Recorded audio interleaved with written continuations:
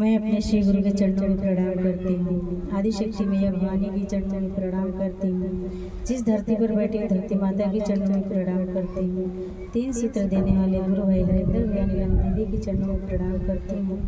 मेरा प्रणाम स्वीकार करें। सजई कसुतल गले किरनिया जगवल नहीं जागे एहो हमर भोला हो जगवल नहीं जागे एहो हमर भोला हो जगवल नहीं जागे एहो हमर भोला हो जगवल नहीं जागे एहो हमर भोला हो जगवल नहीं जागे कहता सुनात भोला जग खोज खइले कहता सुनात भोला जग खोज खइले उठत भोला मांगे चंदन रोरिया हो उठत भोला मांगे चंदन रोरिया हो उठत भोला मांगे चंदन रोरिया हो उठत भोला मांगे चंदन रोरिया हो उठत भोला मांगे सजई कसुतल भोला गले किरनिया जगवल नहीं जागे एहो हमर भोला हो जगवल नहीं जागे एहो हमर भोला हो जगवल नहीं जागे एहो हमर भोला हो जगवल नहीं जागे एहो हमर भोला हो जगवल नहीं जागे कहता सुनात भोला जग खोज खइले कहता सुनात भोला जग खोज खइले उठत भोला मांगे तेरा चुल डमरुआ हो उठत भोला मांगे उठत भोला मांगे तेरा चुल डमरुआ हो उठत भोला मांगे तेरा चुल डमरुआ हो उठत भोला मांगे तेरा चुल डमरुआ हो उठत भोला मांगे सजई कसुतल भोला गले किरनिया जगवल नहीं जागे एहो हमर भोला हो जगवल नहीं जागे एहो हमर भोला हो जगवल नहीं जागे एहो हमर शिव हो जगवल नहीं जागे एहो